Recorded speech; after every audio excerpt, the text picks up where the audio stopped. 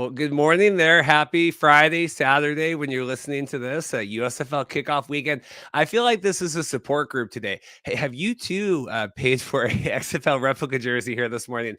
Bringing everyone in today, exciting. I thought it was only fitting to bust out my NSFL hat today, the one time that Paul and I tried to trademark poach on a rival spring football league, so the USFL couldn't do that back last year. But we are here today. I'm going to bring in Andy Murray. Would be hard to be more hungover and more tired than the last time Andy Murray and I talked here when I was at the Luxor on Monday. Andy, how are you doing? I'm doing great. Not quite at the condition maybe you were a few days ago, but you survived, man, and you made it back home in one piece somehow. This is exciting. So Andy and I, we have a motley crew standing by. We're going to bring in, this is our normal Friday episode, but I figure we'll get traction today and then maybe tomorrow. USFL, we have everyone logging in here. I see Ric's getting his stuff as well. Motley crew, we're going to be doing full USFL breakdown. Ric's got roster people he wants to talk about. I know John does, Pat, everyone else.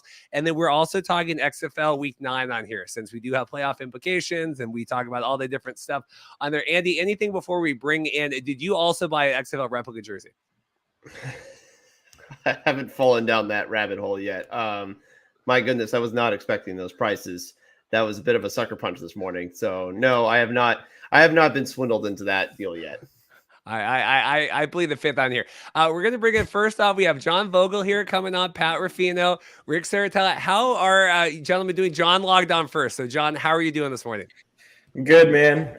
Ready to kick this thing off, and I think that it's going to be a lot of fun, especially since I saw Ric in the group chat already talking about a certain team I'm not as high on that he thinks is going to compete. So we're going to have some arguments about that, some words. Ric already got caught into like the heat here. I tweeted, "Hey, we're doing the USFL show." People, what are you doing talking USFL? Get out of here. Pat, how are you doing, Pat? My bearded brother this morning. How are you doing, Pat? Are we feeling better? I'm doing pretty okay. I just got this bagel that they put way too much cream cheese on, so I'm struggling with that right now. Pat, your mic, I'm going to cut you for just a minute. Your mic seems a little scratchy on there. Maybe we get you to log back in there. Ric, how are you doing, sir? We need to get Mike a bagel from the Jersey Shore over here. That's what he needs to get back on track in life. Buckle up. I'm so happy to be on the Markcast, the best alternate football show on the planet, by the way. And yeah, don't get it twisted. We see all you haters on the Twitterverse, the internet. You come at us sideways, you come at one, you come at us all.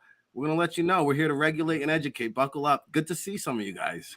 It's good. So we have four games tomorrow, right? And then 4 games. We're going to try to power through. We'll do a little hit and miss on all of these, but we have Vipers Roughnecks kicking off, and then we have the Stars Showboats, Guardians at San Antonio, and then the Jersey Generals versus Stallions. Andy, how are we feeling here at USFL Season 2 coming in? We've made it. We were in Birmingham last year. I was in Vegas all week, so we obviously didn't make the trek back out there. What do you we're finally here. What a difference a year makes. I actually went back and watched our old footage last year, and it was just it was such a shot in the dark, right? It was like, all right, well, is this going to survive? What's going to happen here? How's Birmingham going to be? What's the atmosphere going to be? We're still eons away from the whole XFL experience.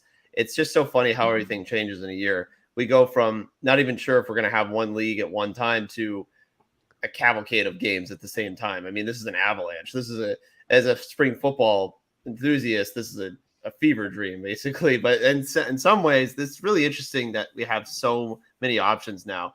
And even things like, FCF, you had fan-controlled football going at the same time. Now they've moved their season. There's so many, just the puzzle pieces have shifted so much just in the span of one calendar year. It's just completely different. The game has changed a lot. There's different rules, different players, different strategies by both of these leagues. It's so fascinating to see both of these business models going against each other head to head now, just directly against each other in one weekend. We're going to basically go into a new chapter. This is unprecedented. This is a new chapter in our experiences, spring football watchers. I just kind of have to sort of almost feel like it's another shot in the dark again, kind of like we were doing when we were sitting on that patio behind Protective Stadium last year. It's almost feels that same way, I guess. It's just kind of like we've never experienced this before. Let's see what happens. Yeah, far less expensive here broadcasting from my house than there in the Southern Kitchen. John, you were on, and then we'll get to Rick. John, you were on. We did all our XFL drafts and everything, and there's all this talk. USFL is never going to compete. The talent levels is not going to be there. I know you've done a deep dive. I know Rick has as well. Thoughts on the teams here that the USFL, the leftovers or otherwise that they were able to assemble? Yeah, maybe I was a little fast to jump on that. Reacting a little bit to a lot of obviously they pulled a lot of the quarterback talent. The XFL did. So I think that there's still a lot that ended up showing up for this league. I think that, the XFL it's still a little bit better in terms of the overall talent on all the rosters. But there were a lot of guys, that I even talked to that are still playing in this league, and they stayed because this is the opportunity for them that's guaranteed, whereas going to the XFL, they had to make a team. They would have had to basically surrender playing in this league if they went, and it just wasn't worth the risk for them. So that risk, I think, kept a lot of guys in this league. But you look at a team like Birmingham. Birmingham, I think, is the by far clear favorite because they won the championship first off last year and managed to keep almost their entire roster together somehow. Not sure how they did it, but they did so. Almost everybody's back. There's a few players here and there. I think Osiris Mitchell's now playing for Memphis, if I'm remembering correctly. So there were a few little adjustments like that were made. But overall, it's basically the same team, same guys in the trenches. Whereas you look at a team like the New Orleans Breakers, and no, I'm sorry, Rick, I'm not trying to take shots early. But, this was a team that came in with a defensive line that we were all really excited about last year. And they were depleted. Like they have one guy left that was on that defensive line from last year. And so I think Amar I can't think of his name, Saint Amar, right? Saint Brown. I forget how to say his name. But he's an interesting edge guy. He's probably the best guy left on that line. So new coach coming in, hopefully that helps out. John DeFilippo back in the day was like a hot NFL head coaching candidate that just kind of everything went wrong over a couple of years, and now he's here. So I think that it's a chance for redemption for him. And then, but overall the talent, it's going to be able to compete. It's going to compete. It's going to be fun. Rick, what teams do you have? I know you had a couple that you had your sights set on here, and we'll do matchups here in a minute. But teams that you think, people thinking Stallions are going to run back, but where do you have everyone pegged? Yeah, I just want to address some situations going on here. First of all, I think the talent level is superior in the XFL. I really do. When I look at the rosters, I have the top 10 NFL prospects coming out over at allaccessfootball.com in the next day or two. There's legitimate NFL prospects on every team littered up and down the roster. They did a very wonderful job, in my opinion. Now, that being said, I could state a case here. The USFL has quarterback star power in terms of alt league football goes. You could state a case like McLeod Bethel Thompson, Ryan Willis. We'll get into the Memphis quarterback controversy. Jamar Smith, Carson Strong, Kyle Lauletta. They've got some really good quarterbacks that I'm excited about here. And I think just like, when we broke down the XFL preview read, I thought we hit the nail on the head. We called it the DC Defenders and St. Louis Battlehawks would be the two teams. And it really has nothing to do with the roster talent, guys. It has something to do with the personnel people behind it. And I think what fans need to understand is get to know the GMs, get to know the director of personnel, get to know the head coaches, because sometimes cultures are breeded by, experience. Sometimes a culture is breeded by winning. Like Anthony Becht has zero coaching experience, but I knew he's a grinder. Von Hutchins is a grinder. Von Hutchins lives, fringe prospect life style. And so when you talk down on the New Orleans Breakers, but Ryan Jones is one of the best, probably the best personnel director in that league. And you look at some of the people he brought in, we'll get into it. He brought in Justice Reed to be opposite of Andre St. Maur. He's got Vontae Diggs. Okay. Adonis Alexander was pretty good. Saquon Hampton, my Jersey guy. Wes Hill's the pride of Wildwood, New Jersey at running back with McLeod Bethel Thompson. Are you kidding me? They go back to the Eagles days now, guys. Let me tell you something. This guy didn't leave a Grey Cup to come twiddle his thumbs. McLeod Bethel Thompson is out here to take down the Birmingham Stallions. And I think, I've got New Orleans Breakers 1s. I got Birmingham Stallions 2. And I got the Memphis Showboats 3 because, again, Dave Rosano and Todd Haley son of Dick Haley, by the way. I mean, you got to understand, like, these guys know what they're doing. Look at what Memphis did up front. You talk about defensive line, John. Look at what Memphis did. Dalen Mack, Big Cat Bryant, John Atkins. Where's the beef? Arby's, where you at? I mean, listen, and this whole PR marketing debacle, like, USFL needs to understand star quarterback quality level of play is going to go far outweigh the local fan base. Oh, Brady White played at Memphis. Let's make him the starter. Give me a break. Ryan Willis is the wild card of the entire league, because once he gets inserted, he has the ability to take the league over. We saw that back in 2021 in the TSL, and I think the Showboats are the sleeping giant here. Let's try it one more time with Pat. We'll bring him in here because I know Pat has strong takes on Ryan Willis as well. Let's get Pat unmuted. Pat, what do you make of the Ryan Willis love from Rick? Well, first off, Rick, and how's my audio right now? Yeah, it's still we'll go through the phone. Sorry, ma'am. Andy, what do you make of Ryan Willis? We had the controversy there, him, wanting to leave Battlehawks, now sitting back up. It didn't seem like he changed his life situation too much. Not a whole lot, but that's the thing I thought about, especially after last week when Nick Tiano came in and had that thrilling victory for the Battlehawks in overtime. And I couldn't help but think, what if Ryan Willis was here? What if he had stayed patient and been a backup and gotten his opportunity and shined when Adrian McCarron got hurt? Obviously, he was not willing to go through that process and play, clipboard warrior and stand on the sidelines. He really wanted an opportunity to start. Well, he's not starting this weekend. It really depends on how well Brady White plays now, and it's contingent on if Ryan Willis is willing to be patient. And look, we've seen it with all of these teams, even in the XFL. You're going to get your opportunity at some point. Some injury is going to happen. Somebody's going to underperform. Somebody's going to get thrown under the bus by the coaching staff. It's going to happen. I mean, just look at, the Brahmas have gone through 4 different quarterbacks. The Guardians have gone through 4 different quarterbacks. You just get to a point where you're going to get in there at some point, some way, shape, or time, even if you're not the designated starter. So for Ryan Willis, it's all about, can he maintain his maybe higher level of patience than he did supposedly coming out of the XFL, when there were reports of surfacing that he wasn't too pleased that he hadn't won the position. So it's all contingent on him and his mindset. That's the thing, because he had his shot. He would have had his shot last weekend. He didn't get it because he decided to take different roads. So we'll see what happens there. I still want to see him. I obviously am still obviously impressed with his pedigree in the TSL, and I want to see that talent played out in Todd Haley's offense, which that's the other thing. Look, there was also a big talking point about Todd Haley's offense fitting certain quarterbacks.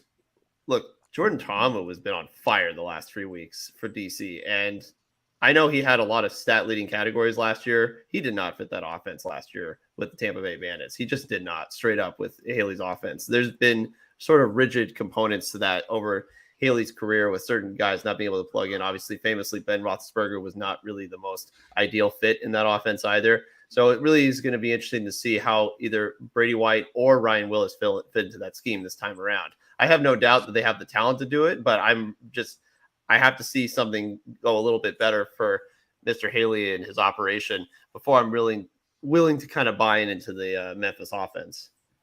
It's something I don't spend my life perusing the Fox Sports website, but it does seem like we're getting injury reports on here, which is kind of nice. I know there's been issues in XFL, teams sending them out, and we try to propagate them on, Twitter, whatever. But it does seem interesting to hear we have that. I want to talk Stars too. Pat's logging back on. John, any thoughts on the Stars? Came up short last year. We have Case Cook is coming back. A lot of pieces still there, obviously, without the Brian Scotts of it all. But thoughts on the Showboats here in this first game of the Stars against the Showboats? So I think I'm probably a little bit lower on the Stars than a lot of people. And it's because if you kind of look at last year, I know that they played in the championship game. They beat the Generals, to advance to the championship game. But this is a team that was on the fringe. They were struggling there at the end of the year. They were 6-4. I think Brian started the first 3 games, right? And they were 3-0. And so that means that they were 3-4 in the back end of the season. And so when I kind of look at this roster, I don't see a lot of change. There's a few interesting pieces that kind of came in. I think Ali Fayad is an interesting guy to watch. Keep an eye on, out of Western Michigan. Sort of an undersized defensive end. I think that type of role is going to work somewhere. where you've got a guy that's smaller than the offensive linemen that are blocking him, and he's just going to win with leverage. Fayad feels like he could probably do that in this league. But overall, I didn't see a lot of upgrades, as compared to some of the other teams that we're looking at. And so the three things that I want to look at when I'm matching up two teams against each other is, first off, who's got the better quarterback? And then second off, who's going to be better in the trenches? Who's got the better offensive line? Who's got the better defensive line? And so I agree with Rick down there when he said that Memphis has a stacked defensive line. I love this defensive line. I think it's probably the strongest unit on the entire team. Between, Big Cat, like you said, Big Cat Bryant, John Atkins, you got Jordan Williams, Daylon Mack. I mean, that is a stud defensive line for this level of football. Big Cat Bryant, I'm really surprised to even see playing in this league right now. So I think that when you kind of look at the overall situation, the offensive line didn't play well for the Stars last year. There's not a real upgrade anywhere on that line from last year. So I think that Memphis is going to dominate. Memphis is going to have the better quarterback situation. It's probably a runaway game tomorrow, honestly. Andy, are you surprised? And we'll get Pat's getting on here. We'll do it. Stars, Showboats, and now Harrison in the chat posted supposedly 25,000 tickets sold for that, which would be great. That's kind of, we're doing a soft afternoon kind of kickoff, and then we're doing the big protective game, a little bit more in prime time there on the East Coast. Thoughts on how they're laying out the first weekend here? And I want to get Pat's thoughts on Willis. I mean, it's no secret that the biggest home crowds are going to be those first two games, and they're burying everybody else in the back end on Sunday afternoon, but it's a little more sleepy, and especially on not as prominent networks. It makes sense. I mean, look, the Stallions are your returning champions. As John mentioned, there's a lot of the returning roster. You have stars, you have established people on the Stallions roster. You still have their quarterbacks. You still have Scooby Wright, who's going to play. It looks like he's going to be all to go. So, you still have familiar faces. You have continuity, which is the biggest thing you need to have, especially with USFL. If you're going to trumpet that all season, you're going to trumpet continuity, players, season 2, continuing to have momentum trending upwards, stuff like that. The Stars at Showboats, I mean, I would have loved to see that as a night game, but as it turns out, I think this is fine, especially considering they need to play around the NBA playoff schedule, because the Grizzlies are hot right now, and they're a 2 seed. They're playing at the same time, around the same time. I think they're playing the next day, so it won't affect their schedule too much, but obviously trying to dance around that at this iteration as well. But I mean, I think it's a great matchup. I'm still kind of interested in the Stars just because I love Bart Andrews' offense. I love his scheme. I love Case Cook is coming back. I just want him to be healthy. Their offensive line needs to play better. It was horrendous last year, and that's why he and Brian Scott got hurt, because they just kept getting pounded over and over again. That I was at that first game against the New Orleans Breakers last year, and Sharif Miller and Davin Bellamy ate Brian Scott alive. They killed him, and I don't want to see that again. They need to solidify their offensive line, and obviously their defensive line, they'll have so many rushing yards as well. I mean, that's still a component too for the Stallions. They still have a guy like Bo Scarborough. That's a huge asset. That's a legit NFL running back in your back end that you can use to grind teams down. So, yeah, the matchups on day one are great. Day two, I mean, the numbers won't be there attendance wise. We'll see how that goes, but it makes sense to me. The schedule makes sense for the first weekends. So Andy, you were in Birmingham last year. Okay, so you're able to talk about things that were contrary to the belief of some. Yes, I was actually there with you. Pat, we're gonna try this one more time because I want to get Pat's thoughts on the quarterback controversy. Then we'll move on to the next matchup. But we have Stars, Showboats. What do you have to say, Pat? Regarding Ryan Willis, first off, how we doing on the audio situation? You're great. Praise be. So I'm a shill for Ryan Willis. Rick, I do love your take. I feel like more people would say it out loud, but I think that's maybe taboo about just because Brady White's a Memphis guy. Just because you can doesn't mean you should. I think everyone's in agreement on that. My only fear with Ryan Willis is now that he's not going to be under the Stan Bedwell, Hal Mummy, air raid offense, how is he going to actually do reading a whole field where he's going to actually have to look at the different options if coverage isn't breakdown? Like, you can't just throw the bubble, or you can't just throw the quick slant to Reese Horn over there and whatnot. So that's a big concern I have, but I do think Willis does deserve that shot in a different type of offense.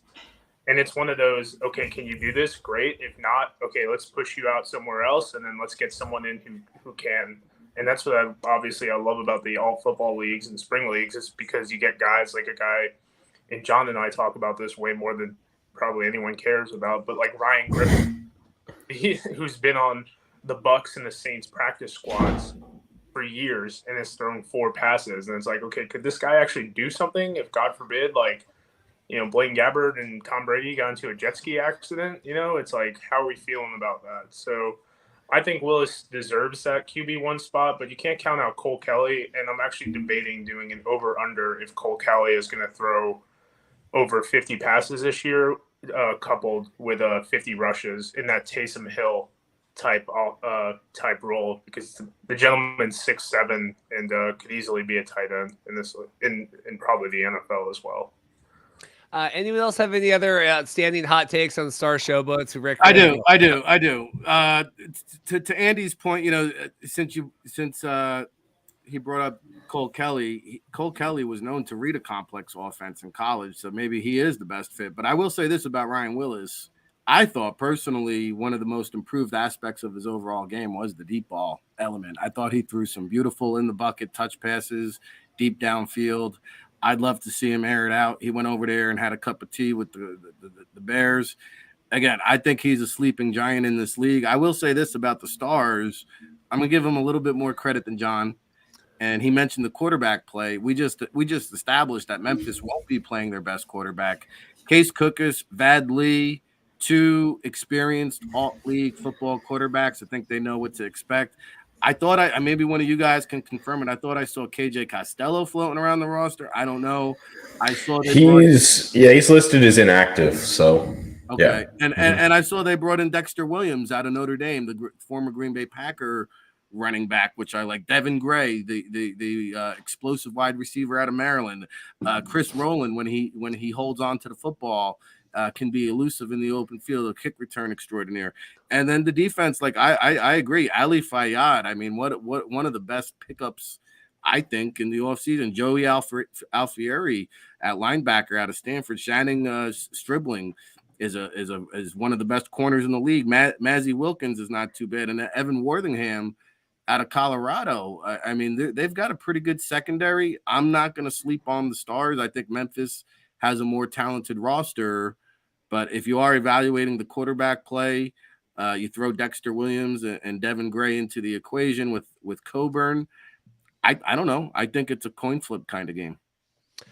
Moving on here, we have the big rematch, kind of the opening kickoff last year here back at Protective. Generals, Birmingham Stallions. Andy, we'll get tossed to you and then we'll get into more deep dive stuff. What are you looking forward to here? Are we happy the Stallions finally got their rings? I saw that as well. We're very happy about that. I don't know if doing it a year later is, let's get, anyway, any thoughts on this? I am so excited to see DeAndre Johnson out here running the show for the Generals. Last year, we were obviously treated to a kind of combo plate with him and Luis Perez. Well, Perez is not here anymore, obviously. He's trying to play savior for the Arlington Renegades. So seeing DeAndre Johnson, look, I'm going to just come out and say right now, I think DeAndre Johnson has a great chance of winning the MVP. I really liked his development in his pass game. I think his deep ball's gotten better. He's going to have to obviously throw more this year now that Perez is not in the lineup. But, I mean, the guy is just lightning fast. I think he can do some great stuff on the read option. I really think that his skill set's going to be used really well with Mike Riley's offense. They still have Darius Victor back there. He's still a bowling ball. He can run really hard between the tackles. I really am excited to see this Generals offense back in shape. And I think they have a lot of good returning defensive starters as well.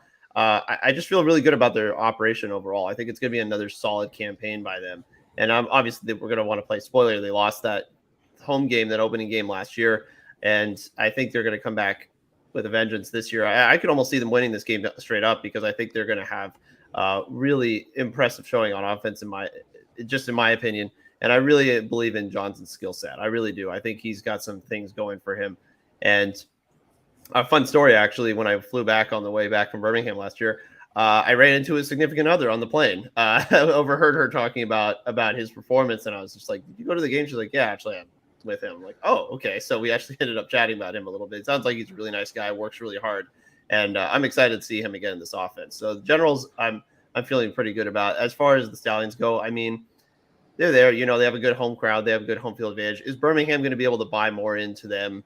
Obviously, the biggest thing for me is, like I said last year when I wrote my piece about the infrastructure of Birmingham and their ability to sort of cater to the USFL. It was tough last year because they had the World Games going on. They couldn't have the playoffs there, obviously. There was a lot of construction around the entire city. There wasn't just not a lot going around the stadium, and it was hard to kind of get in and out of the venue. I think this time around it might be a little bit better, hopefully. So for the home crowd also just kind of have, you know, like, hey, you have a championship team you're supporting now. Maybe that grows interest in the market a little bit too. So being able to kind of continue to harvest that, I suppose, that interest is really important for them as well. Rick's got to go do a radio hit here in a second. Rick, thoughts on the Stallions and Generals, and then you can hop back on. Yeah, I think, you know, the Stallions are the champions until they ain't, right? And to somebody's point, like a lot of these rosters, you do see familiar faces: C.J. Maribel, Bo Scarborough, Marlon Williams, you know, Deion Kane, who almost made the Eagles roster. So they have playmakers, Scooby Wright, the heart of the defense, and then Jamar Smith, Skip Holtz. Obviously, they're familiar. But listen, Billy Devaney, former NFL GM, Mike Riley, he's been around the block. They've stacked up too, man. I like this 1-2 punch. To me, Darius Victor is one of the top 5 players in the USFL. That's just my personal opinion. You pair him up with Trey Williams in the same backfield. You know, Andy mentioned you got to have 2 quarterbacks in any league. And DeAndre Johnson is backed up by Kyle Lauletta. I like that combination. And to me, DeMorney Pearsonell has speed.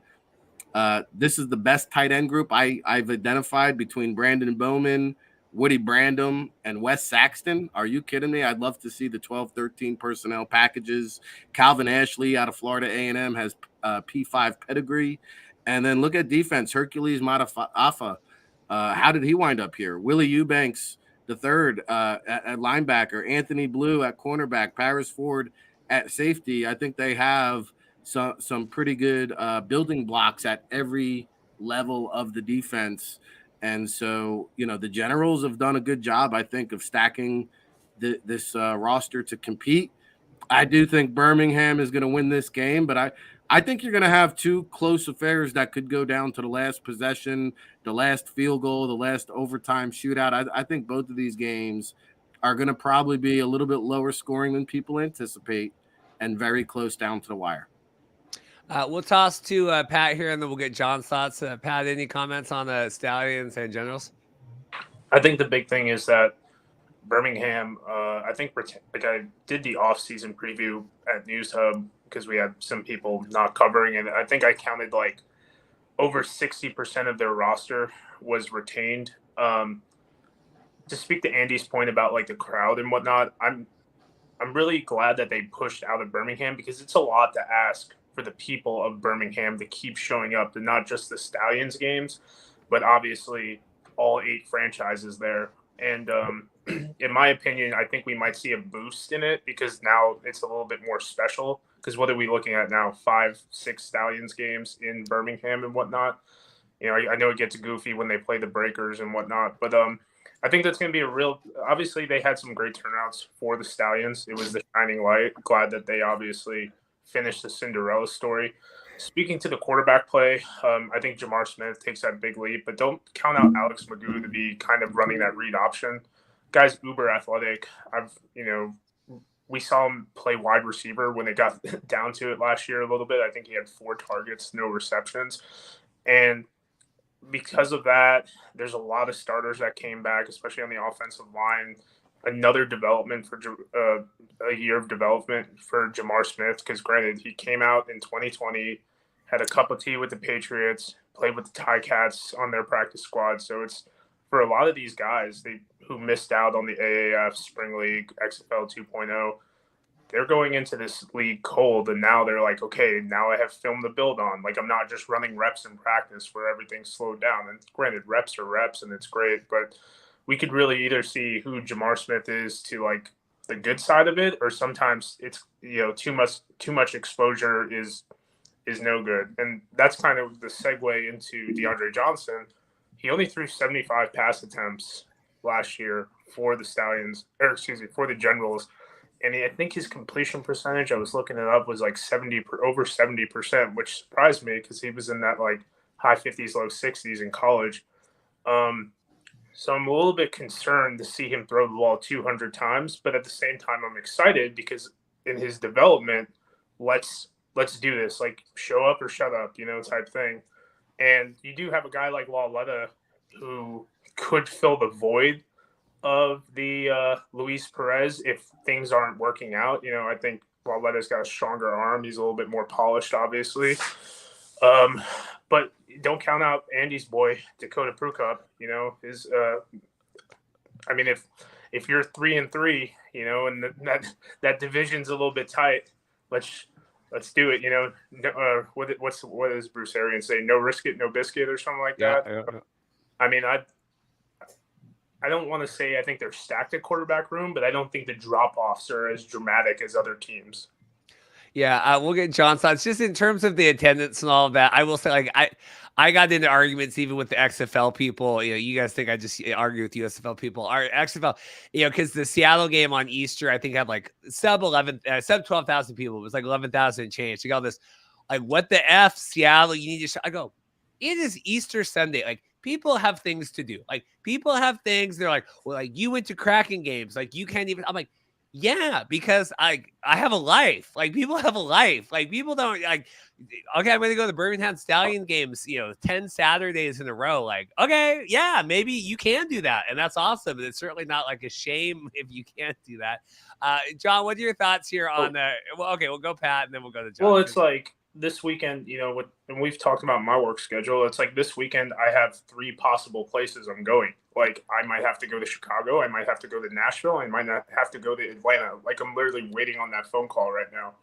I'm not doing anything Saturday or Sunday, but so I'm either going to Memphis, I'm either going to the Battlehawks game, or I'm either going to Birmingham on Sunday. So it's like, what do you want from me, USFL Twitter, or and then there's people who have crazier lives than me, or what I mean? It's like, I'm here to support these leagues if I'm around, but I'm not going to Birmingham if St. Louis is playing and I'm in St. Louis 3 miles away, just as I'm not going to St. Louis if I'm in Nashville and I have to pass through Memphis. Like, throw us all a bone here, guys. I need to get that RJ Young. Like, you fly me out, you put me up there. Yeah, I'll come talk about whatever you want. John, what do you have to say about that? Anything we're commenting on? So I think that this Generals and Stallions game is going to be somewhat close, but I think that Birmingham pulls ahead, and it's because I know that Ric and I'm really not trying to just crap on Ric the entire show. It's not, because I respect Ric. I love Ric. I love a lot of the stuff that he does, but I don't think that it's, when you compare the defensive line, the linebacker groups to the rest of the league, it's very strong. In fact, I think this might be the worst front seven in the entire league right now. I know that they've got pieces. There's Tyshawn Render. That's cool. He mentioned Madafa. Toby Johnson is kind of, a big guy that's a little bit limited, but he's got strength too. And these linebackers, they were just kind of, underwhelming. It's a great secondary, but I think that at the end of the day, that front seven is going to cost them the game. This is the best quarterback group right now that they're going up against. And we know that because they were last year. This is the best running back group. We know that because they were last year. They're back. This is probably the best offensive line in the league right now. We know that because we watched them last year. They're back, and so I think that that's going to be the key to this game, is the pieces that they surrender, or the points that they surrender is going to be off of that front seven, and that's going to cost them the game. Any other thoughts on this? I want to make sure we get, we're going to do an hour and a half here. I think we're doing good time-wise. I don't think we've done too crazy in all this. The game I really don't have a pulse for, because I think all of these games are kind of marquee, right? Okay, we have the Showboats, debut and all of that. We have, New Jersey Generals, the rematch over there. And then obviously we have Macabre Bethel Thompson here Sunday night. We're at the Breakers. I don't really have any pulse on Panthers and Gamblers. We have our one other guest joining, so let's pop him in while Ric is taking his radio hit. We have Jovan Alfred here. How are you doing, sir? I'm doing good. How y'all doing? Good. Javon always frequents. He's been on before, and you always frequent our live show and stuff like that. Anything to add? We're talking general Stallions, and then we're probably going to move to Panthers, Gamblers here. General Stallions, pretty much just going off what everybody else been saying. I think for the Stallions, one thing that I'm looking for in this game is, who stuffs up at wide receiver without the likes of Vic Bolden and Osiris Mitchell, who played big parts in that passing game, who kind of steps up there, because we know that they have the running game, right? Scarborough and CJ Marable played really well last year. So now who's going to be those next weapons? Because Bolden, Mitchell, and Williams was probably the best core of wide receivers in the league last year. So I think that's going to be interesting to see who kind of steps up there. And yeah, looking from like a betting perspective, to see Jersey like 5-point underdogs, little surprising just because of the returning players that they do have on both sides of the football. So that's just my quick thoughts on Jersey and the Stallions. Surprised that Jersey is so far underdog there. Andy, okay, except for Mike Mitchell getting yelled at for ranking the Panthers too low. What are your thoughts here on the Panthers Gamblers? So this is at this will be in Memphis, right? So what are we making about this? This could be a scary kind of Sunday 9 a.m. Pacific here.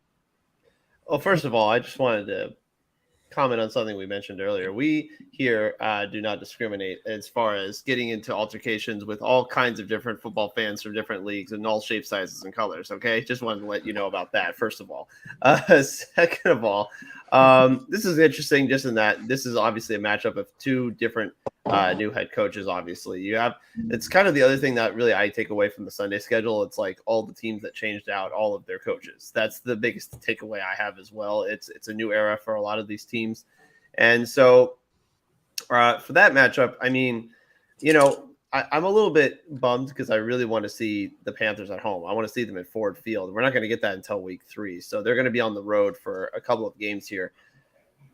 I mean, the Shea Patterson experiment did not work last year at all. The Panthers were just a listless team in a lot of categories, and I want to see if they're able to sort of bounce back and maybe get a little bit more consistency on offense, because they just had a horrendous time in that department last year. As far as the Gamblers go, for the love of God, find a way to close fourth quarters. I mean, they were causing brain aneurysms for our guy Anthony Miller, who was covering them all last year, and it was just an absolute just circus every time they tried to do anything in the fourth quarter. So for them, I mean, obviously with Kevin Sumlin leaving, they need to find a way to be able to close out these games a little bit better, and just being able to, I want to see guys like, I believe Kenji Bahar is still on the roster, if I'm not mistaken. I want to see him really, get more playing time. I think he's got a lot of good tools in his toolbox. I really think he's really athletic, really got a great arm, great live arm. I want to see him play more. I really do. I want to see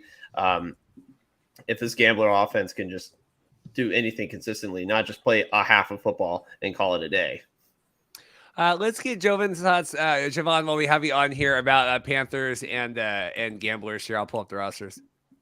Yeah, no, this game, like you said, like we just mentioned, Kenji Bahar is likely going to be the starter, which is different than what we saw last year, right? Because it was Clayton Thorson, and probably a lot of people were like, how is Clayton Thorson starting over a guy like, Bahar? But it seems like they're going to, from what's, been reported, that they're going to try to use his athleticism more, which I think can only help that offense, because you do have Mark Thompson, who was probably one of the more underrated running backs in the league last year, to help in that departments. I think their tight end room is really good with Brandon Barnes, Julian Allen, and you also have Jace Peterson, who's Doug Peterson's son from Louisiana Monroe, and in the passing game. So I'm excited to see that. Defensively for the Gamblers, I think the question is, how do you replace Donald Payne, Northup, and Will Likely? Like, that's like, you talk about a team that missed like a bunch, that losing a bunch of all-star, all-team players. Like, that's a lot to kind of pick up. So I think for me, that's what I'm looking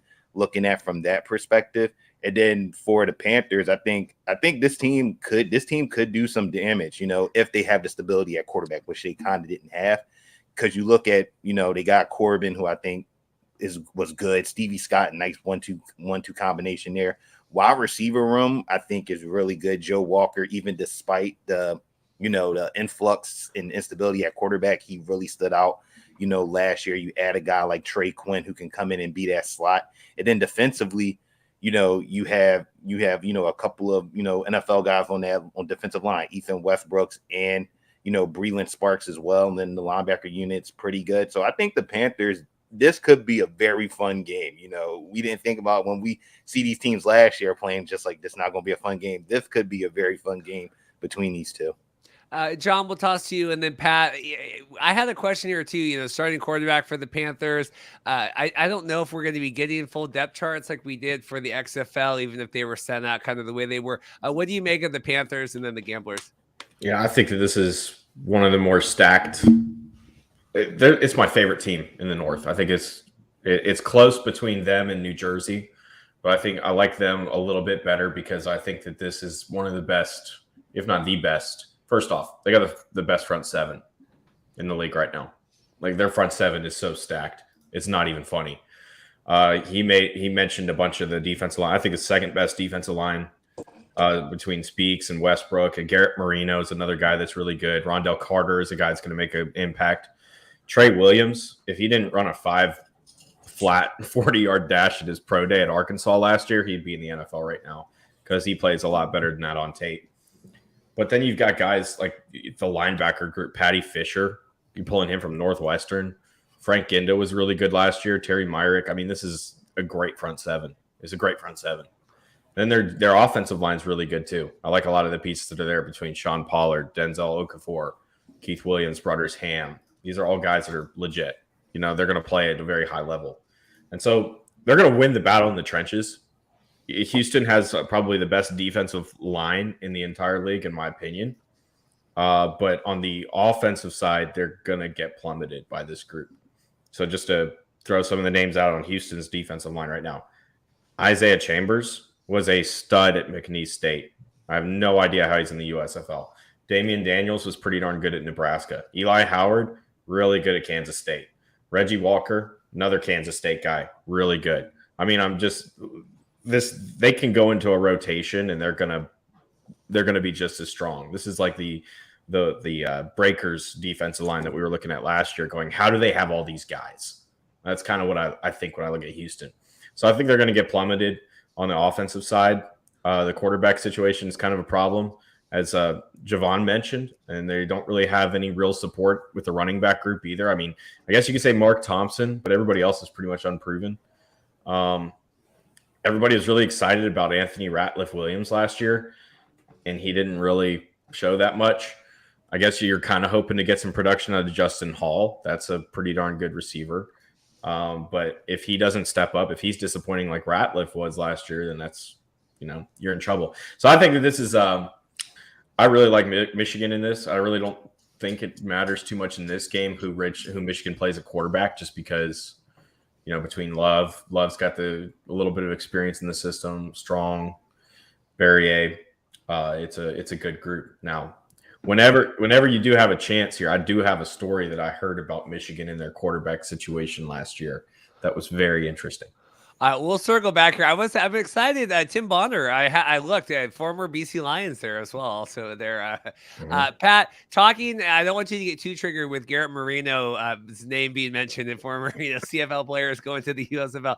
Let's get Pat, and then we'll do Javon, and then we'll get John's story here before we move on from this matchup. So I'm pretty invested into this game.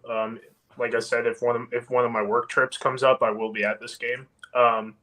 And also, I do cover the Michigan Panthers for USFL News Hub. So, I've talked to a couple people in the Panthers organization. That quarterback decision is going to be tight-lipped, very, very, very tight-lipped. I personally think it's Josh Love. I think you do go with Josh Love. I think Carson Strong could be I have Carson Strong rated higher based off the potential and whatnot.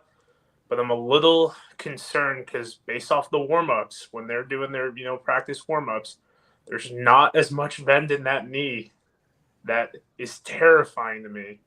And let's put this out on record. The reason why Carson Strong is not in the NFL is because of his knee, not because he went to Nevada. Josh Allen dislikes that small school sentiment. So I don't really want to talk about that too much.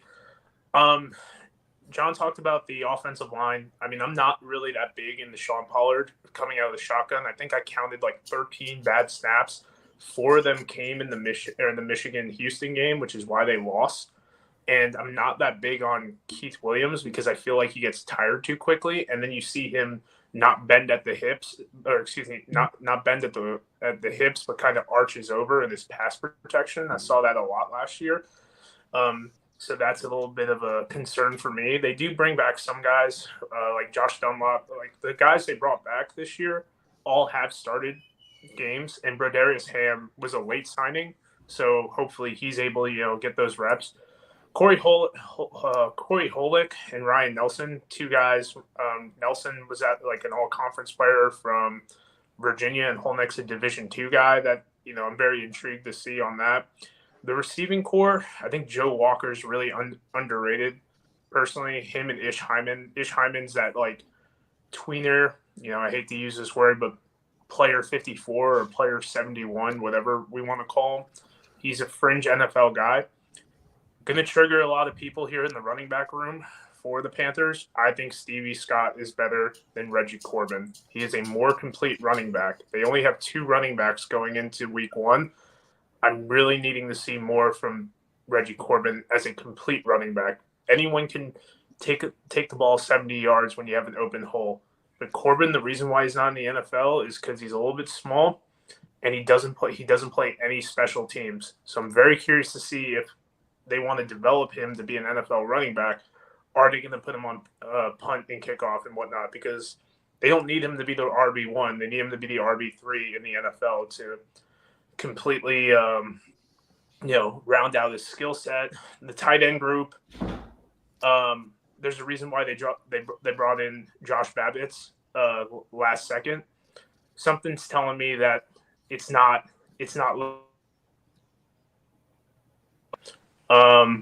Moving in the defensive line, John hit all the key points on that. I don't want to sound triggered, but Garrett Marino, he's obviously got a diverse pass, but he's not bad. He's not a bad football player. The linebacker room, I'm a little biased coming into this because I do like Terry Myrick a lot. Him and we talk. I interviewed him, and something he told me was he played too conservative last year because he was a true rookie. He was a 2022 eligible player, in which he was kind of feeling it all out. If there was an interception he thought he could have made, he just went for the pass deflection. He personally told me he's going to try and be more dynamic. Patty Fisher is a fringe NFL guy. Frank Ginda, maybe a little bit slower, traditional 2-down linebacker in the NFL, but for the alt football leagues, he's done pretty well in the XFL, the AAF, and he was like 91 tackles last year. A little bit limited in pass coverage, but solid linebacker overall. Secondary, Levante Taylor, former number 1 high school recruit, Florida State guy, and Lano Hill. Really excited to see what they bring. And also you got a social media star in Josh Butler. So that's kind of cool for the brand. They tried that last year with Chase Demore.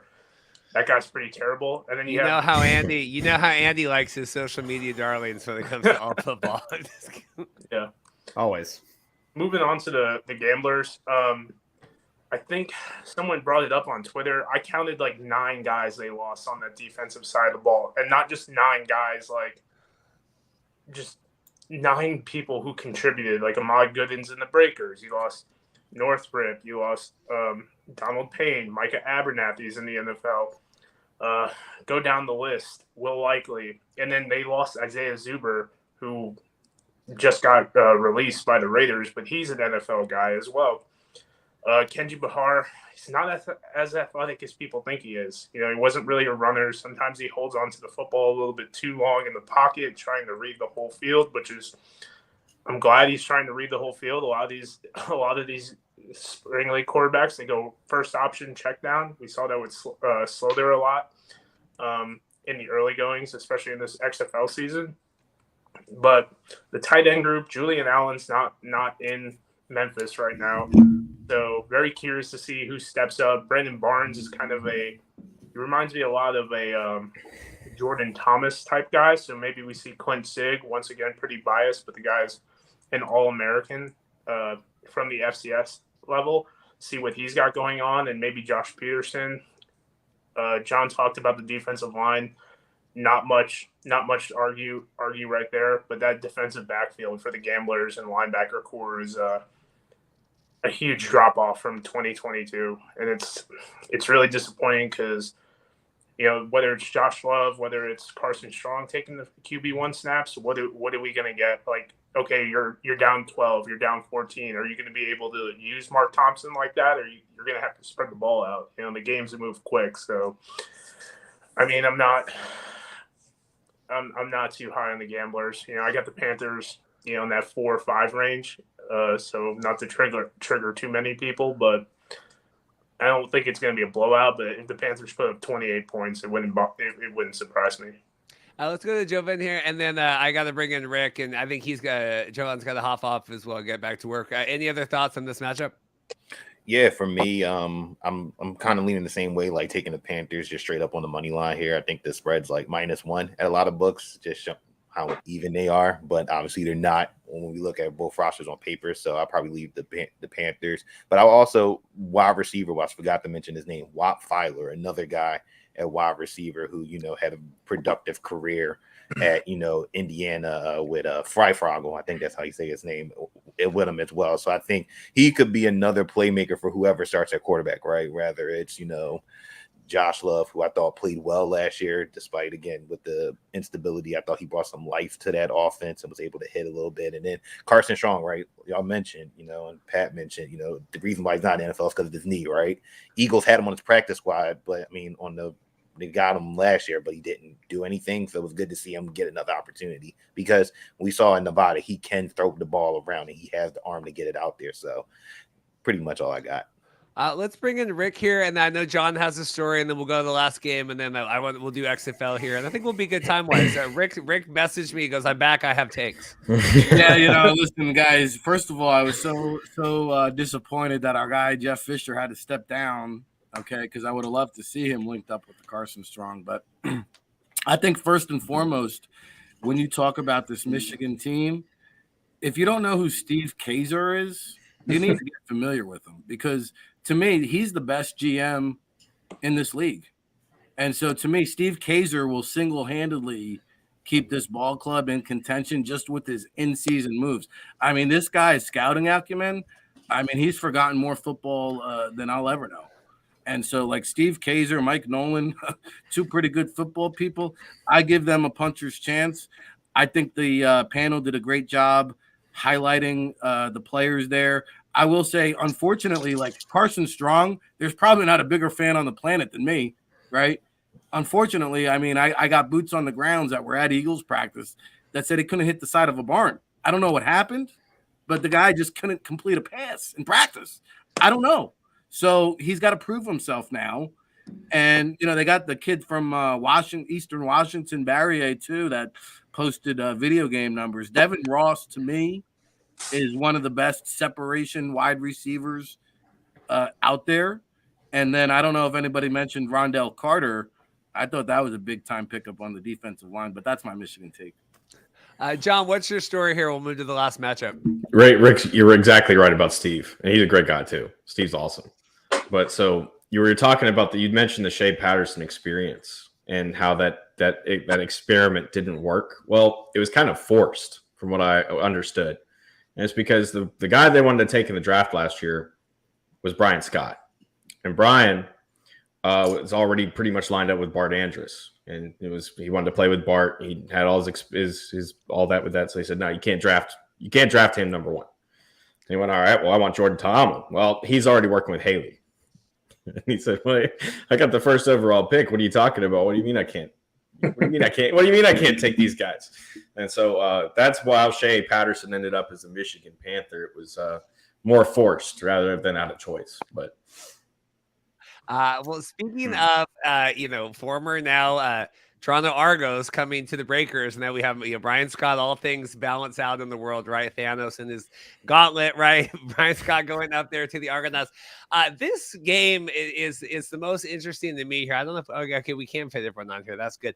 Maulers at Breakers in Birmingham. I think we all are going to be watching this game just because of the Macabre Bethel Thompson of it all. I'll give Andy first crack at this. Certainly to me, the more excited of the 2 games on Sunday for certain reasons. What do you make of it? No, I mean, that's one of the biggest storylines of the entire season, honestly, is can McLeod Bethel Thompson find his footing in this league? One of the two most notable CFL defectors, along with Garrett Marino, coming into this league and being part of a new operation for the Breakers, a completely new operation with John DeFilippo coming in. Paul Woods, noted Toronto Argos historian, did a great job going down to Birmingham, profiling MBT and also his time at practice. Basically, it sounded like, obviously, at least at the beginning, it didn't sound like John DeFilippo really took very kindly to Mr. Bethel Thompson at the beginning. So we'll see how he gets his footing here. But obviously, he, as we've mentioned before, I mean, he didn't just come down here to, sip tea and sit on the sidelines. He's here for a serious reason. He wants to play.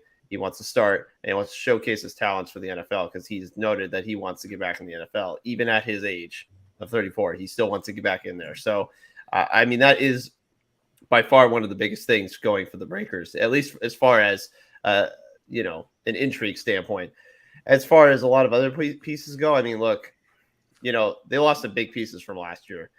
Outside of their coaching staff changing, obviously, you lost guys, as I mentioned earlier, Sharif Miller and Davin Bellamy. Those are two huge assets you had on your defense. Those are your stalwart defensive players. They're gone. You're trying to figure out if you can sort of create more consistency on offense. The Kyle Sloter thing, I mean, Sloter now has basically burned out in two different leagues. So, and he was supposedly the best quarterback in the league last year for the USFL, which is mind-boggling considering what numbers he actually put up. But that's something that has to be in consideration here as well, as far as, can they utilize some of their weapons here? Can they get a guy like Ezra Gray more involved? Can they get Jonathan Adams finally, more involved? I like Jonathan Adams a lot. Can they get him involved? Can they get any sort of consistency on offense? Because they had one really good game last year that they won. I'm trying to remember which opponent. I think it was the Tampa Bay game. They won like 34-3. They blew the doors off them. I thought, whoa, this team could really contend for the title. And they just never recaptured that magic the rest of the season. And they never really proved, to me at least, that they would be able to put up a fight against the Stallions, which they couldn't. So, for the Breakers, I mean, that is the biggest intrigue point. Who is their quarterback going to really be throughout the season? Obviously, we have a lot of Akil Glass supporters here, noted and up and down the ranks. I like him too, but again, it depends on how much playing time he's going to get with Bethel Thompson in there. It's really intriguing. I mean, this is, again, probably one of the teams I'm most looking forward to just in terms of storylines. Rick's nodding his head. Let's toss to Rick here and then we'll battle it around. Rick, what do you make of the Breakers and Maulers? I mean, this is the best team on paper, guys. I mean, let's wake up to the roses here, because Coach Flip, I know John mentioned he was at one time a head coaching candidate. He still is, in my opinion. He just was dealing with the cards that he was dealt. To me, Coach Flip is the best head coach in this league. McLeod Bethel Thompson is a guy with 13 years of professional experience. He's played for 9 NFL teams. I don't think you can discount what that means to this league. This guy's seen a lot of football. And, I saw him out at the Hub Football, which I'll be out this weekend in San Diego. And Zach Smith from Tulsa, who I think was on the Pittsburgh Maulers last year, will be working out at the Hub. But I saw McLeod before he signed with Toronto back at the Hub. I think it was during the COVID pandemic. And I remember him watching, working out and saying, man, this guy could come in and at least be a very high-quality backup at the NFL. And he signed with Toronto, and I called him up. I said, McLeod, what happened? Like, you had such a great workout at the Hub. Why are you going to the CFL? He said, bro, I just want to play ball. Like, I'm tired of sitting on the bench. Like, I want to play. So that's why I said, like, he didn't come. Like, Coach Flip is the one that recruited him back down here. He was making good money up there, right? And so, like, to me, this is a guy that is so hungry. But here's a guy that you talk about intangibles. McLeod Bethel Thompson, I will tell you this. I've seen it in person. He wins over the locker room. People gravitate towards his leadership. This guy is not about the game of football. He's about the game of life. Football is secondary. And the locker room will gravitate towards that. And the locker room will gravitate towards Coach Flip's mentality. And this is a team to be reckoned with. To me, the New Orleans Breakers I gave you the DC Defenders when they were like a long shot. Now they're the favorites. New Orleans Breakers, for all those people that want a little action. I don't know what the odds are. I have no idea. If you want a good investment, the Breakers are your choice. I just point out here, and then maybe Javon has, maybe you know what the odds are for this game. If you look here, I just point this out here, foxsports.com here. Our boy Paul Woods has his article linked to the Toronto Sun. Someone should talk to, the Mark Perrys of the world and see if we can make the kind of the connection that way too. Like, how come Paul Woods gets his article linked on Fox Sports? Javon, let's go to you, and I want to get Pat, because I know Pat has deep thoughts about, McLeod and the Hill Glass and Davis Cheek, everything else. Do you know any of the odds on this game? Who's got the favorite?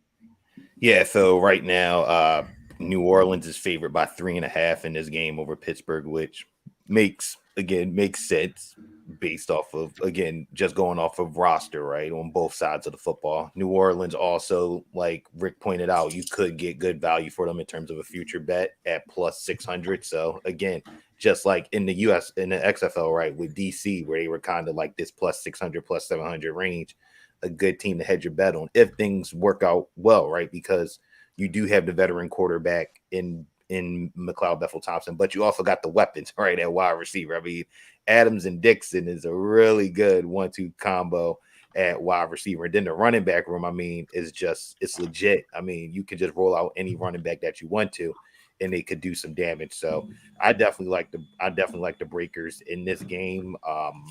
Pittsburgh, I know they do have some, like, obviously Bailey Gaither is back, and they got some guys on defense, the Terry Beckners and the Reuben Fosters and the Bryce Tortons there last year. But I need a little bit more on that offense. I need somebody else to show up and step out. Madre London, Garrett Groshek, nice 1-2 combo, but I need something else a little to show up. So I'm probably, for me, in terms of betting, probably leaning Breakers on that minus 3.5. Yeah, Andy and I have had debates every week on the podcast. Who was the worst team of last year? Was it the Pittsburgh Maulers of 2022, or Maulers, man? Or the Orlando Guardians? Pat, you got thoughts on this, and then we'll toss to John. Thoughts on McLeod, Breakers, Pittsburgh, anything else? I mean, I think I wrote a piece on McLeod last year. His story of just resilience, of just keep grinding, like.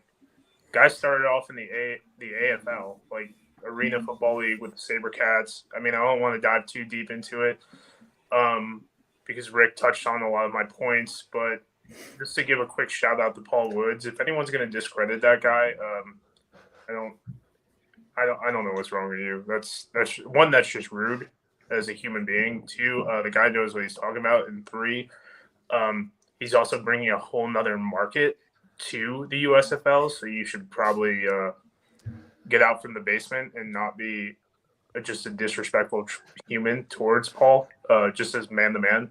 But that's a different conversation.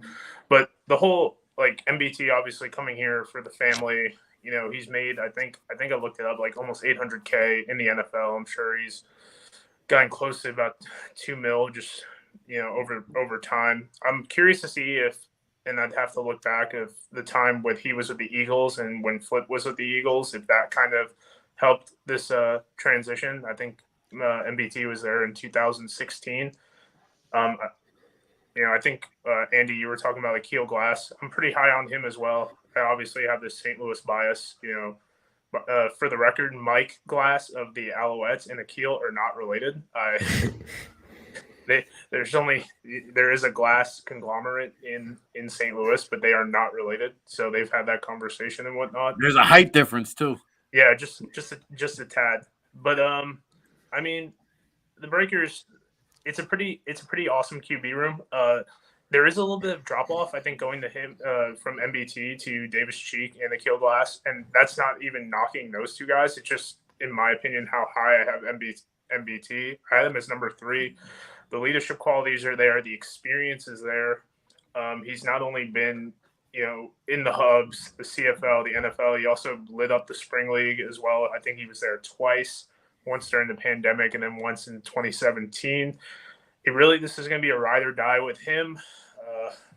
Ahmad Gooden on the other side of the football is going to make the defense stout no matter who or what's going on. Vontae Diggs they're bringing back as well, another solid defensive back. And then I mean, this is going to just be a ride or die for me for MBT. If MBT's right, this Breakers team is dangerous. If he's not, then I mean, we'll see the Akil Glass show and Davis Cheek. Cheek's a little bit intriguing. Obviously, he was brought in to the Panthers, cut once they got Baker Mayfield. They brought him back. He was working out in the XFL. I think he went to one of Jordan Palmer's workouts. Ironically, Cheek replaced De'Aaron King after they did the De'Aaron King cameo for 1 week. When they were prepping for the Ravens, when the Panthers were playing the Ravens. So there is definitely talent there, but I'm going to be beating a dead horse at this point. But I don't think anyone would disagree with me that it's the MBT show, and rightfully so. Like good to see him. Good to see that this league provides him the best thing for him in his personal life, and he continues to play football because the story, and I would love to talk with him for about an hour and a half and just be like, how do you keep going after all these teams just, go to New England for a week, get cut. Hey, you're going to Miami. Okay, to Minnesota, then a cut. Then, hey, don't move because, we're bringing you back next week. We're just playing the roster Jenga real quick. We'll still pay you. Like it's a lot on a human being as someone who's moved a lot themselves. So, but he's embraced it though. Like that's the thing is when people gravitate towards him though, because they can relate to that journey. Like this guy's got more frequent flyer miles than anybody. Yeah.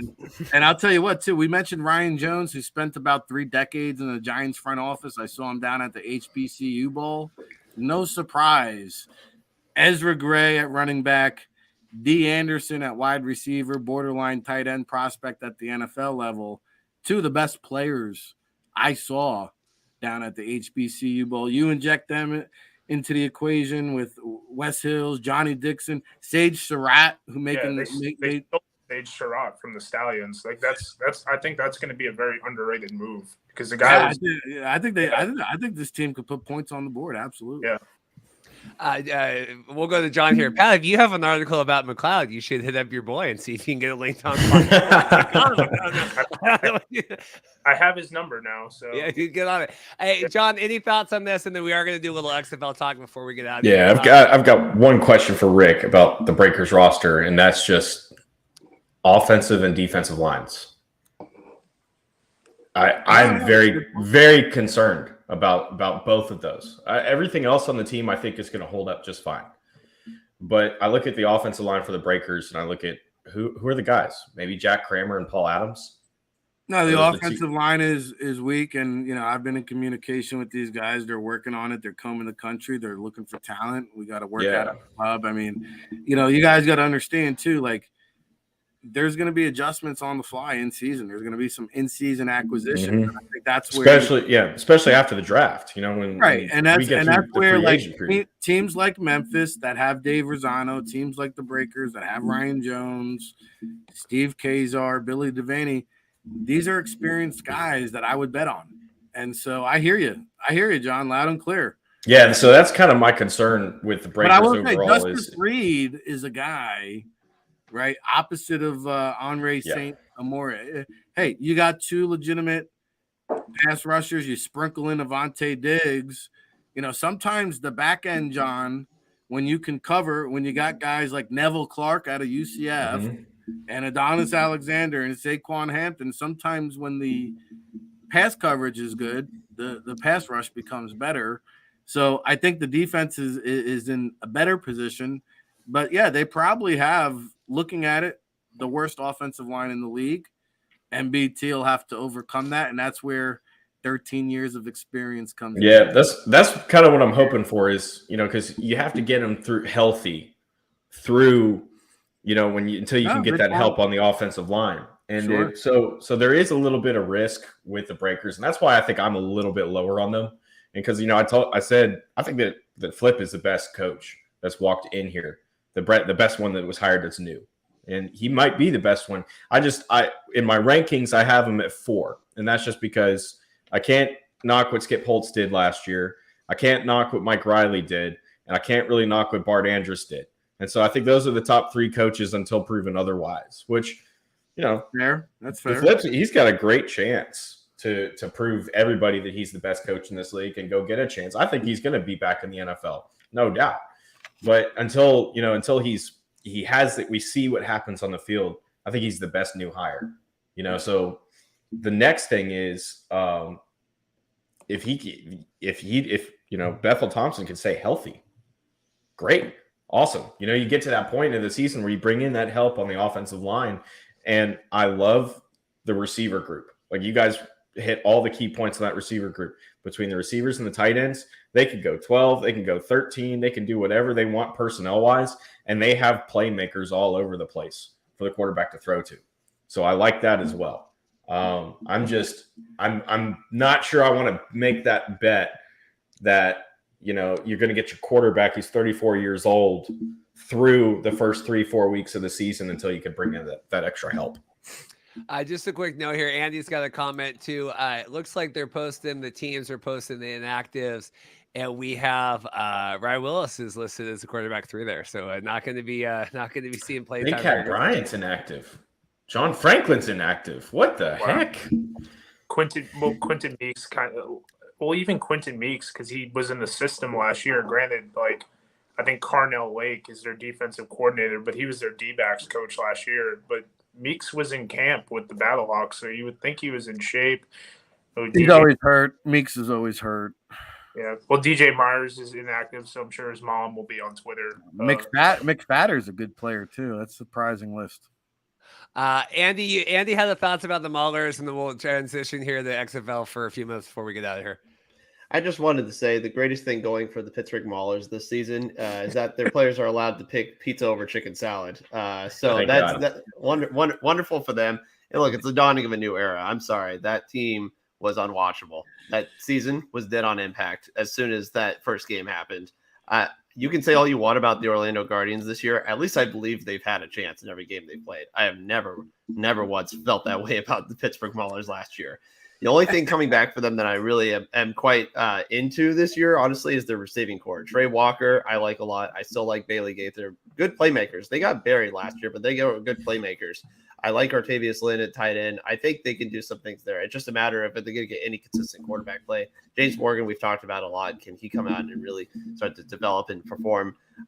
Look, this team, they're probably going to be near the bottom of the league again, but if they're at least coachable, and Ray Horton's coming here. By the way, Ray Horton hasn't coached since 2019. Noted defensive guy, been in the NFL forever. He's coming in with a new operation. He's got a clean slate to work with, though. I mean, he can do whatever he wants with this roster and whatever he needs to, because obviously it was a complete tire fire last year. And for the Maulers fans, I mean, obviously we had one of our commenters, Jenna, she defected from this team and went over to the Showboats because of that exact reason. So you can't Jenna, come on. It's worth pointing out too that Reuben Foster is on this roster as well. Best defensive player in the league, absolutely. Definitely. Reuben Foster. You got Nazaire Player can get after the quarterback there with Ray Horton grooming him, and Boogie Roberts, man, I'll tell you, this guy. He's a little bit undersized, but another guy I saw out at the hub, he was unblockable one-on-one. This guy's got some agility to him. Boogie Roberts, Nazaire Player, Reuben Foster. I think Ray Horton can get creative there on the defensive side. And, San Jose State connection, man. Bailey Gaither, Trey Walker. Was fortunate enough to scout them in person out there on my way to San Jose. And Eric Burrell too. Yeah, Mason Stoke too in the backfield. I like as a nice little offensive weapon. Any other hot takes on USFL here? I want to make sure we talk XFL Week 9 before we get out here, so keep it an hour and a half. So, any other USFL hot takes before we get out of here? I'm looking at his list. I don't think I commented on Houston. I will say I'm a big fan of Bob Morris. He's been around the block, the GM there. I have highlighted. This team just lacks playmakers. They don't have the ammunition to run the track meets with the rest of the league. They got Ratliff Williams. Okay. Other than that, I saw they added Doug Peterson's son, Josh Peterson, at tight end. I'm a big Kenji Bahar fan, Jersey Shore representative out of Baltimore, played at Monmouth, Cozart out of Boise State. Like they're just middle of the pack. They do have some players on the offensive line. Brandon Hittner out of Villanova, Christian Sicoli on the offensive line, Tim Bonner on the defensive line, Marcel Spears at linebacker. But Houston, I don't think they have the ammunition or the horses to keep up with some of these other offenses. Well, there you go. Well, looking here now, XFL Week 9, a little, I don't know, better or worse, how we think about this. I guess first off, Andy, do you some of these games matter a lot more than others, right? Obviously, Sea Dragons at Vipers, that's probably the most important game, I'd say, in either league this weekend here. But, Defenders looking to pile on here. What do you make of this? Like, okay, we finally have the overlap, the long awaited, the crossing of the streams. We feel good about XFL slate this weekend. What do you make? I mean, that's the thing. There's not as much intrigue with some of these teams because we know what some of the defined roles are here. Obviously, Houston is in the playoffs, but they still have to win the division now. And look, this Vegas team, the Vipers have been so competitive in all their games. I feel bad for them. This is not a 2-win team. They should have more wins. They have a lot going for them on offense. I really liked what I saw from Jalen McClendon in the last 2 They waited weeks. too long. They did wait too long. I agree. I don't know why Rod Woodson didn't make the switch earlier. I mean, they clearly weren't going to stick with Perez forever. And Brett Hundley, again, was a complete mystery. I don't know what happened to him. But this is something that is unfortunate for the Vipers. But they play spoiler now, and they almost did last week against the Battlehawks. They're in this role for the rest of the season. Houston needs to get their act together on offense. The Silvers has been just all over the map. They have to find a way to get more consistency there. They've just been in a funk. Honestly, their defense has played a little bit better. They had a get-right game against San Antonio, but still, Houston needs to start tuning up for the playoffs. As far as, Guardians Brahmas, there's really not much intrigue there. I hope to see a better performance from Quentin Dormany. I really believed in him, and he just disappeared last week. I mean, he had one of the biggest turnarounds ever I've seen from a quarterback, going from 6 touchdowns to 5 turnovers. That's insane. And I think hopefully his development continues. For Orlando, they're just trying to pick up the pieces there. Arlington, obviously a lot to play for. They go into a pretty tough matchup themselves. Perez, I mean, like I said, he just needs to continue to be steady. He has to continue to keep the ship steady and continue to be consistent for this operation. They don't have to score more than, I guess they don't have to really score more than 18 points to win a ball game because their defense and their special teams is so good. But Arlington, their goal is survival. If they can finish 500, they're fine. Obviously, they've clinched their playoff spot. I don't think they care one way or another where they play. They just want to get into the playoffs. Your marquee matchup, obviously, for the entire weekend is Seattle at St. Louis. That is the biggest game of possibly the entire season. That decides that. I know, again, as I said on Tuesday, I know there's a million tiebreaker scenarios. This is your playoff game. For both teams, this is your playoff game. You need to win this game, and you're essentially in the North Division playoffs. And you go face the juggernaut that is DC, who I presume is going to win the division and be hosting a playoff game at home. So, and also, as Mike Mitchell reported, DC sounds like they're close to a sellout crowd. So, I mean, the Beer Snake is alive and well in the nation's capital. They're going to be having that going for them. So, and they're probably going to be anticipating a home matchup in the playoffs. So, yeah, obviously, honestly, the only game that's really, really worth of note is probably Seattle at St. Louis, to be honest. And that's just part of the schedule this time of year, this late in the season. You know who's the good teams and who are not. Yeah, I posted one of our shorts this week, Andy, just how broken the XFL South is. It really does hurt this here coming down the pike where North is still very much in competition here. Pat, thoughts on Battlehawks? I know work schedule otherwise, but obviously you'll be watching this game regardless, and just the meaningfulness that game has versus the other three. I mean, we talk about just what football means to St. Louis ad nauseum. It's another broken record conversation. I mean, you pulled one out of the hat with the quarterback duo of Nick Tiano and Sterling Hoffrichter. Obviously, I did a little post-game interview with Sterling, and by the way, that was the first time he ever threw a pass in a football game. So he was like, yeah, I used to play baseball. So that's obviously what was going on. Battlehawks special teams is always going to be key, in my opinion. It's kind of hilarious. I know. Friend of the show, Darius Shepard, most talkative guy you can ever be in contact with. Even my media interactions with him, but it's kind of crazy to see how dynamic he is, and he didn't really return kicks for the USFL because of Kavonte Turpin for the Generals last year. So it's kind of crazy that the USFL just had that player, like that skill set that wasn't even utilized. And that's not knocking the league. It's just, Turpin's a Pro Bowl returner. But I mean, AJ could have went last week per Beck. It's just they're obviously playing the Vipers. Beck's high on all of his quarterbacks, so I think they kind of rolled the dice a little bit, ironically playing Vegas. Now, obviously, Manny Wilkins bumping up to that QB2 spot, but this is it's championship football for St. Louis right now. Beck's been writing each team is 7-0 or 8-0 and 6-0 since they lost to DC, to have that mindset of like, hey, like this is a playoff game. Every game is a playoff game right now. So I do think, I mean, we're due for what, 1 or 2 Ben DiNucci red zone turnovers. Watch your mouth. Yeah, right. Kelvin McKnight, y'all have a pretty awesome returner as well, so it could be a pretty dynamic special teams battle as well. But this is a coin flip to me. I do think St. Louis wins, 1 because I'm biased, and 2 it is in St. Louis, and 3 because AJ. I think it's going to come down to turnover battles, and AJ is taking care of the football a little bit better. Obviously, I believe Sharif Miller's on the Sea Dragons. He could take advantage of, the offensive tackles. He's a quality pass rusher in the XFL. But the cool thing is Jared Jones-Smith and Juwan Bushwell-Beatty have gotten better as the season goes on, and I think their biggest issue was conditioning, because now they're staying more upright and looking more athletic when they're kicking back. And that was my biggest thing in the first 2 weeks, is they just looked tired early. So now they look a lot better. Obviously, Jared Jones-Smith was suspended 2 games. He was rated pretty high on PFF for a while. So I mean, I got St. Louis winning this thing. Both teams are good. I think everyone here wants – I want the Sea Dragons in the playoffs. I want the Battlehawks in the playoffs. I want the best teams in the playoffs, because I think everyone here agrees that it's going to be Houston versus whoever.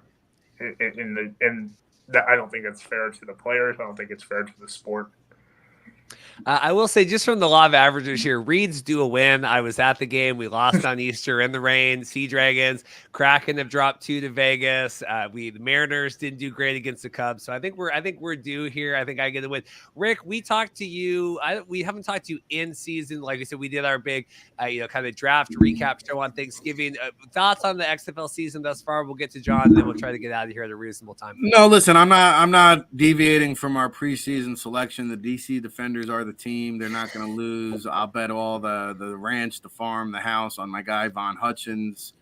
Dude, the guy is just cut from a different cloth. Okay.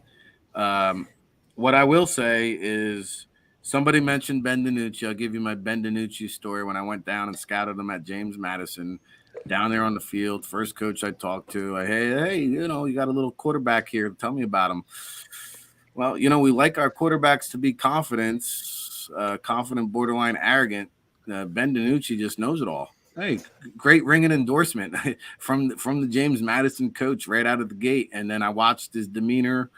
This guy just has all the answers, right? And it shows to me why he's playing in this league, because you saw him with Jim Haslett, who, by the way, is being mentioned as a defensive coordinator candidate.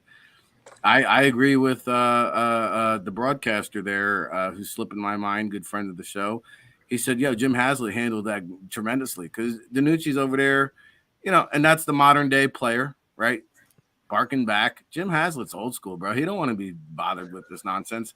But Ben DiNucci, that's why you're not in the league. You have all the answers, yet you're turning all these, committing all these turnovers inside the red zone and losing ball games. So, that to me shows that he hasn't matured. He hasn't taken the next step. And that's why spring leagues exist, to find out, can the guy take the next step? Ben DiNucci obviously has not. Terrell Buckley, I remember coming out of Florida State as a first round pick. The old saying, some guys are just born to be coordinators. Does anybody else cringe when they put a mic in front of this guy? Are you kidding me? He's my girlfriend's favorite coach, because he's not a leader of men. He's not a leader of men.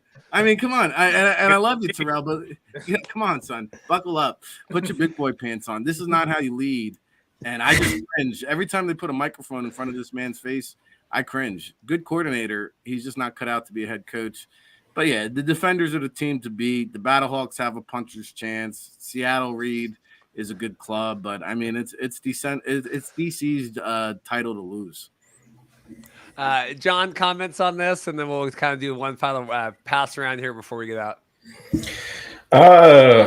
So do we know who's starting a quarterback tomorrow or Sunday for St. Louis? Is it going to be McCarron or it's McCarron's back, right? Yeah. Pat? I think we saw the depth chart. Yeah, McCarron's probable.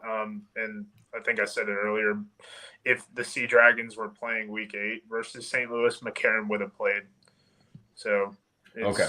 Yeah, so it wasn't a pressing thing because I liked Nick Tiana last week. I thought it was a fun performance. I really enjoyed that. I came into it, which is funny because he's in my state. He's in my backyard, and I was like, "Who is this guy?" Chattanooga. I didn't ever watch him. Yep, which I feel ashamed for. It's like, dang, I missed him.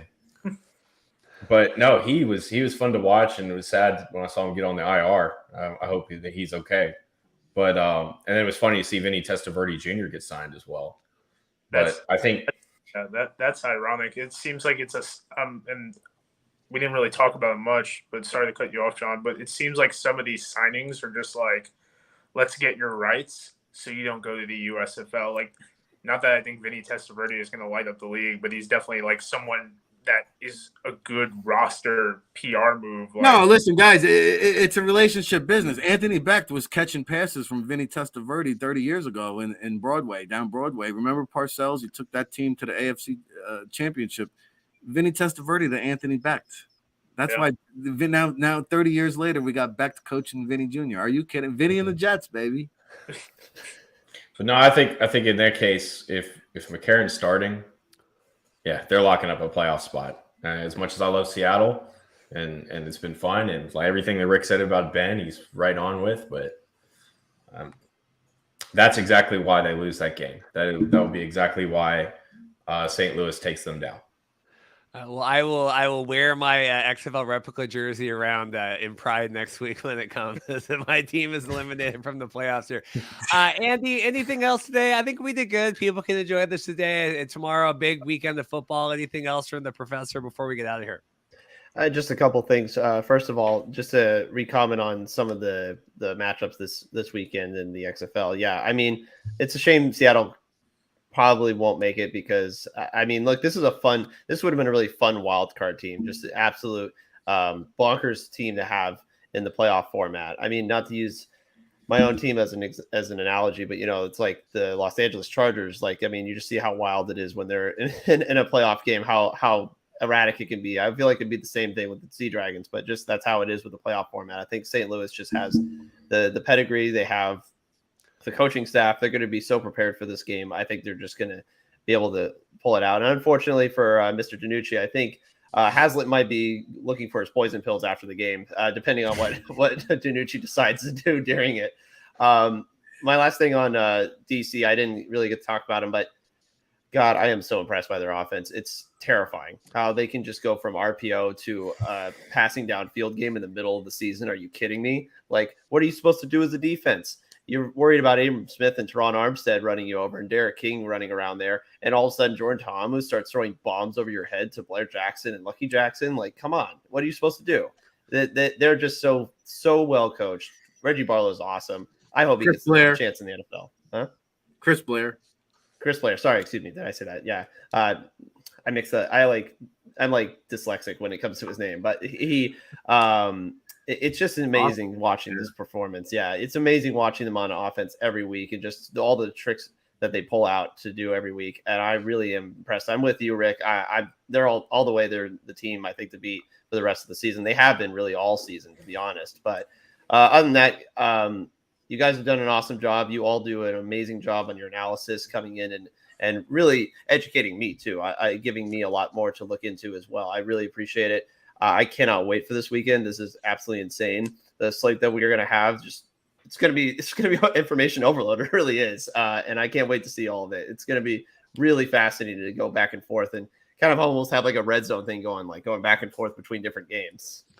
Yeah, Andy and I got to figure out the game plan for Monday. We normally do what did we learn? Yeah, I think it'll be what did we learn USFL, and then we'll sprinkle in some XFL. Like I said, it's certainly getting the marquee this weekend, and obviously you can't plan that ahead of time, right? You lay the schedule out, but I certainly think XFL would have liked. Did you guys see the tweet? I think it was last night or this morning. The Rock saying like some of the humbling numbers again. We got another one of those like, these aren't great numbers for what we're working on. And I'm like, that is really weird to have The Rock come out and just be so frank about that. And it's not the greatest thing in the history of the world. I think we had Josh Lewin on the podcast, was it last week? And, same thing. He's doing the XFL podcast and he's saying, we certainly would have liked to see things light the world on fire right now. You're like, God, this is interesting. Like these are people in the organization saying this publicly. So I at least appreciate the frankness of this. I have about 1,000 notifications from my XFL replica jerseys or $190 tweets. I'll be looking forward to see what the comments are on that. Rick, anything else? John, we'll get out of here, but anyone else have anything? Yeah, what's cooler than being ice cold? Andre 3000 posed a question. How about betting up XFL, USFL parlay? How about that for the first time in the history of the world? You can do that. That's going to be a lot of fun. But I'll say, listen, I love coming on this show. The Markcast is the best alt football show on the planet. Get it right. Subscribe, like, retweet, spread the word. So thankful to be here. Hopefully, after we get through the NFL draft, I can make more appearances. I won't speak for any of you guys, but I'll be the first to admit I love XFL, USFL more than the NFL. That's just me. I'm a junkie like that. Okay.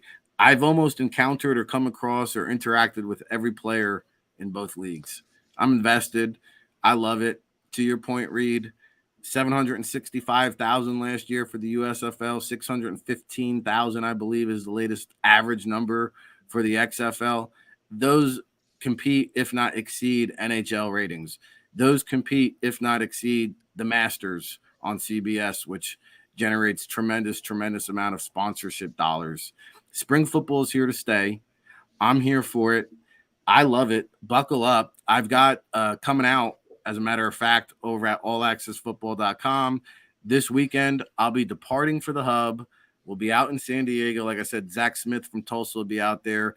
I've already submitted my content. That'll be, if you're subscribed to the newsletter, I have my top 10 NFL prospects for each XFL team. I got my top 5 players in the USFL coming out. We talked a lot about them here today. And, listen, I am so thankful to be a part of the panel. I appreciate all your guys' knowledge, the passion, right? Like, you got to have the sickness. If you don't have the disease, you can't be on the panel. And again, like, for all you haters out there, if you come at one, you come at all. So buckle up, be prepared, brace yourself. Don't come talking sideways at the side of your neck and not expect to get handled. We will deal with you properly. And Reed and everybody else, thank you so much. I think Rick got caught in the crossfire there the other day. Pat, anything else? We'll go to John and then we're done. I mean, it's hard to follow up Rick on this point. Just the passion that everyone on this panel has. I was going till about 2 a.m. to get my quarterback videos going. Just in a little bit behind on my previews, but extremely grateful for all the different outlets we all work with, and the players that we communicate, the coaches, the fans that we talk to. I mean, it dulls the voices of those who are critical without actual substance. You know what I mean? Like, we're jacked up, or we're doing something actually wrong. But those people are usually adults and will either like DM or politely say something, not just shoot hogwash. But just uber grateful to be a part of both leagues. I love both leagues. Like Rick said, I like these leagues more than I like the NFL at this point. You hear the stories of the players, the coaches, and whatnot, and it's just a great opportunity. It's a great time for football. God bless you too for Monday's show. I mean, I'm going to be at one of these games watching the other game on my phone. I'm not going to be the most pleasant to be around, depending on what game I'm at. And it's this is it. We got 12 more weeks of this grind, and then it's full-time CFL, and then maybe then we'll take naps. John, anything else? I mean, you all hit it pretty well. This is always a fun show to come on and do. and to the audience that you have as well that plugs in and comments throughout the show. I know that we've done them before and had a great time talking with all the people too. It's a great thing that brings us all together. So I guess my last thing is I'm gonna just shout out a couple dudes. Shout out to Nick Vogel, kicker for Houston, long lost cousin, and shout out to DC Defenders Gunnar Vogel and another long lost cousin, Northwestern. And those are my favorite teams. So. Well, thank you guys all so much. Andy and I will be back Monday in some form or fashion. And I think I have a good show next week. I've been on vacay, but trying to get all that put together here. Like and subscribe, giving away. I don't think we'll hit the 3,500 by the time we get the XFL championship game. But maybe there's enough USFL people on here that'll get us over the mark for that. Anyway, thank you guys all so much again. Really appreciate it. And we'll see you next time.